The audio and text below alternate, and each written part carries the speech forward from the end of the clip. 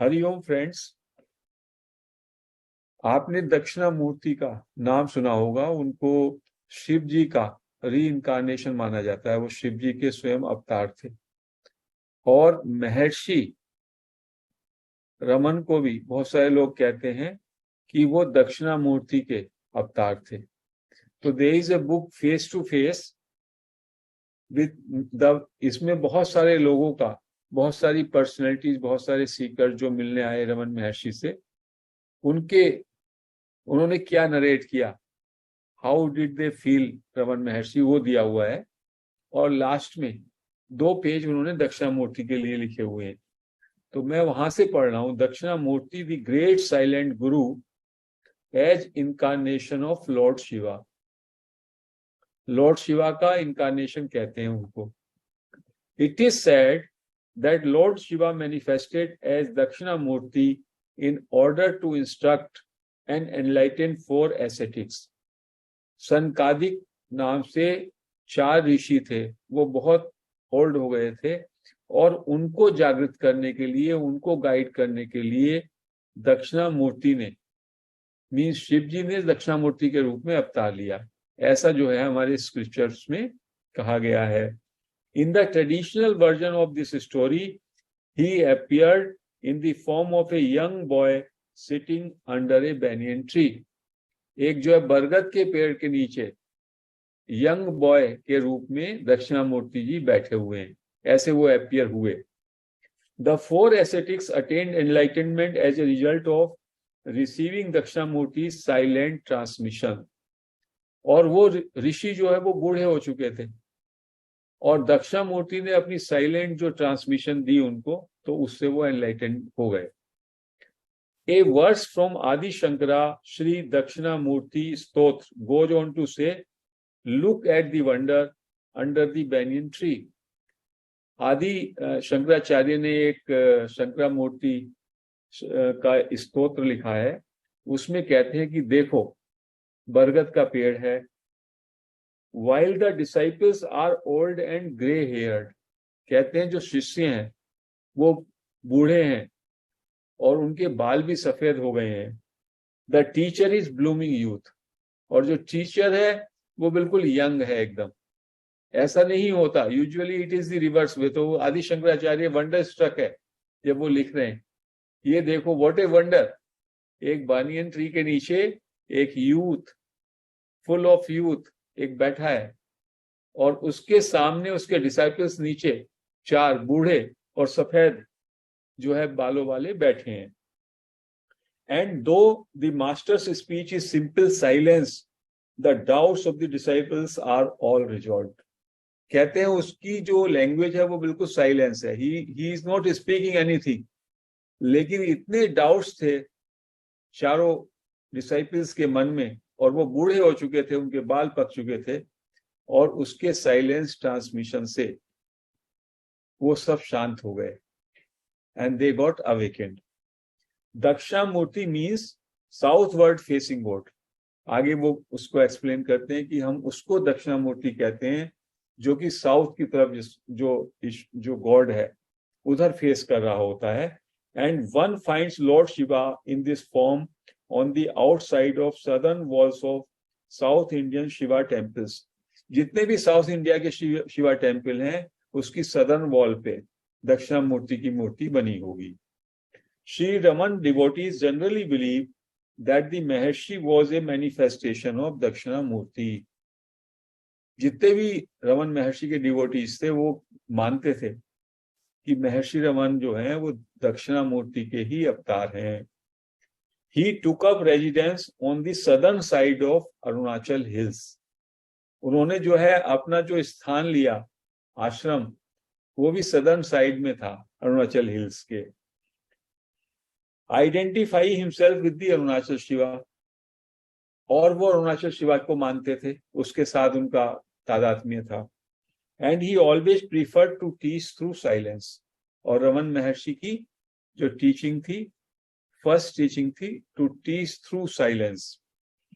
The Maharshi has told the following story about Dakshinamurthy to Muruganar Muruganar को उन्होंने जो स्टोरी बताई वो थोड़ी डिफरेंट है रमन महर्षि की, and it is interesting and that conveys a lot of wisdom.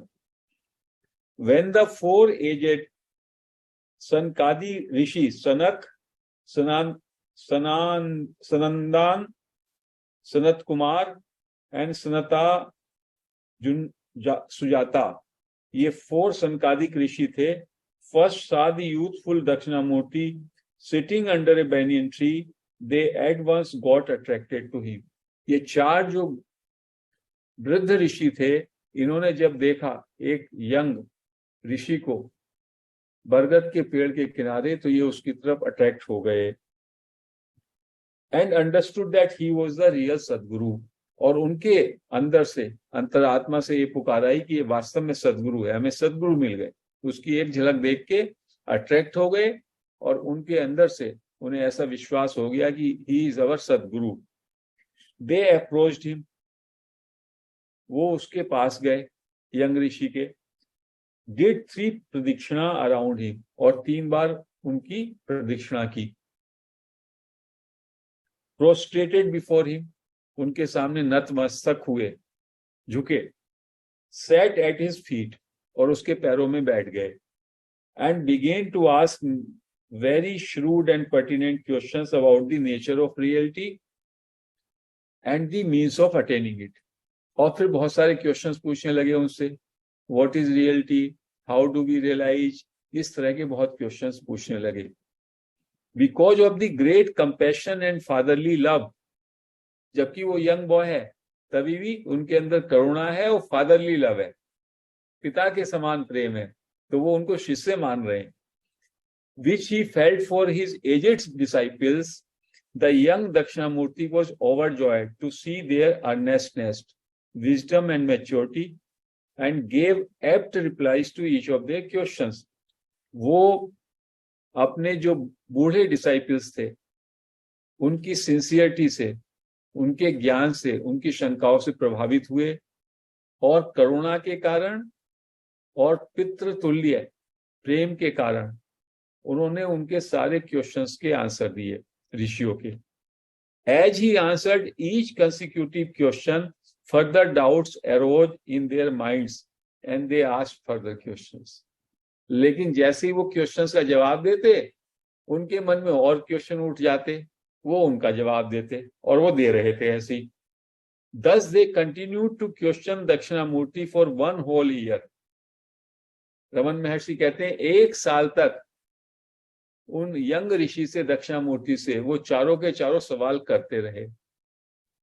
And he continued to clear their doubts through his compensate answer. और वो अपने करुणा में आंसर से, उत्तरों से उनके शंकाओं का समाधान करते रहे.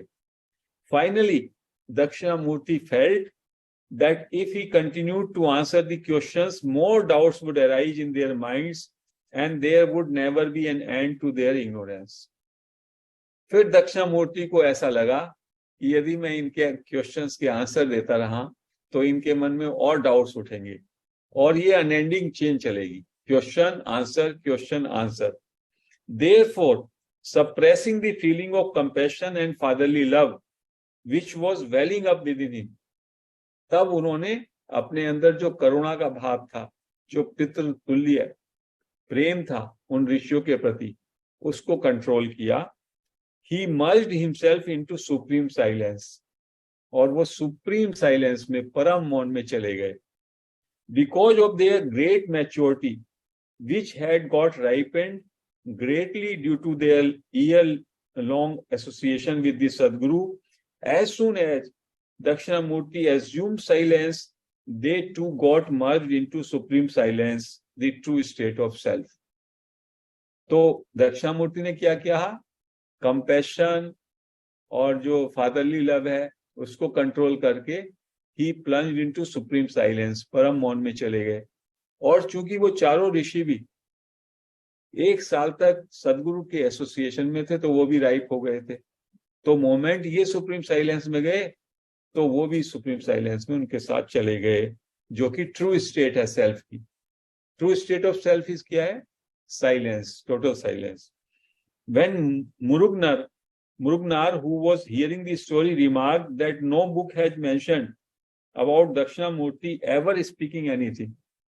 मुरुगनार को बड़ा आश्चर्य हुआ, उन्होंने रमन महर्षि की इस स्टोरी को सुनकर के बड़ा आश्चर्यचकित हुए कि आज तक कहीं भी हमने किसी स्क्रिप्चर में, किसी पुस्तक में ऐसा नहीं सुना कि दक्षिणामूर्ति ने एक शब्द भी बोला हो। श्री रमन रिप्लाइड कर्टली, रमन से जब रमन महर्षि से ये बात उन्होंने कही तो उन्होंने क्या कहा, जवाब दिया, but this is what actually happened, लेकिन वास्तव में यही हुआ था। So it also shows that Raman Maharshi was either the incarnation of Dakshinamurti or he, as if he has seen that, क्योंकि जो सेल्फ रियलाइज सेज होता है वो जो भी कहता है वो अनुभूत होता है, that is the truth. From the authoritative way in which Sri Raman reacted, Murugnar realized that Sri Raman was none other than Dakshinamurti himself. जितनी मजबूती के साथ, दृढ़ता से रमन महर्षि ने ये बात कही, उससे मृगनार को लगा कि रमन महर्षि ही दक्षिणामूर्ति हैं, क्योंकि आज तक जितने भी स्क्रिप्चर्स हैं, जितनी भी पुस्तकें हैं, कहीं पे ये नहीं आया कि दक्षिणामूर्ति ने एक सेंटेंस या एक शब्द भी बोला हो।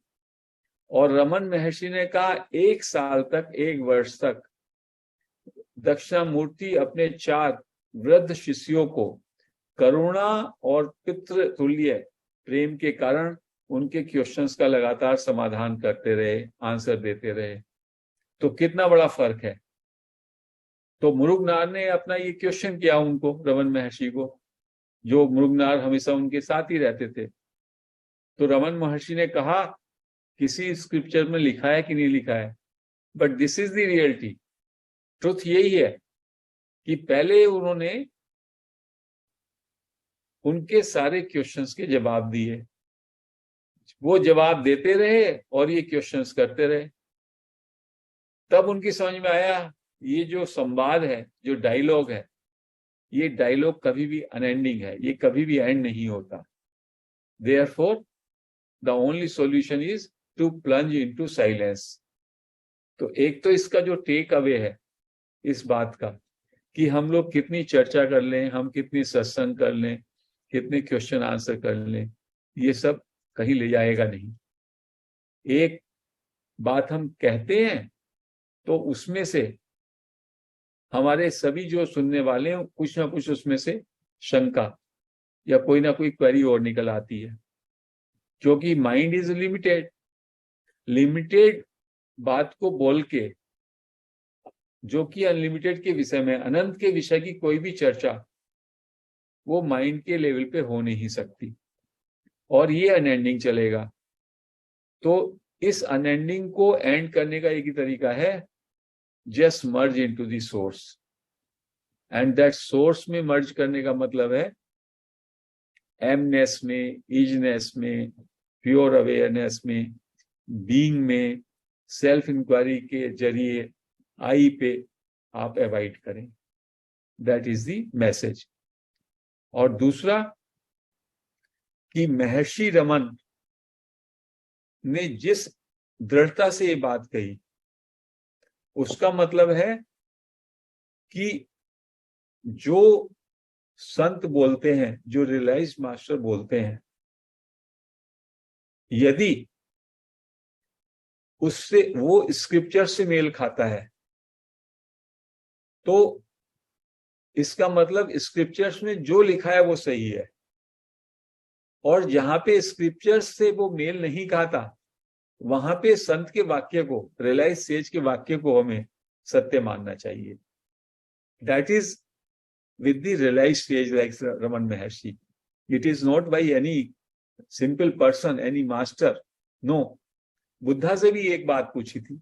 Buddha used to talk and used to, Buddha Mahavira sermon देते थे, तो बुद्धा के पास कोई गए, सम ब्राह्मण केम and he told this very thing, कि what you say here, that is understandable, and that is there in the Vedas also, that is there in the scriptures also.